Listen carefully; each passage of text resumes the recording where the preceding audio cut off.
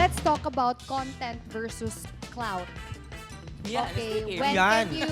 when can you, yun, parang ano ba, kailan ba nagiging content talaga at kailan nagiging pang-clout lang tong content na to? Okay. Content creator, well, ako naniniwala ko, as long as gumawa ka ng content. From the word itself, content creator, gumawa ka na ng content, tas patuloy mo siyang ginagawa, then you're a content creator. Pero it's different from being an influencer. Yes. Basta may video ka, nag-edit ka ng content, creator ka na. Lahat ba ay pwedeng maging content creator? Hindi din. Parang, ewan ko, parang kailan ba nai-insert ang pagiging content creator sa tao? Pag pala-post ba siya? Pag palabas ba siya?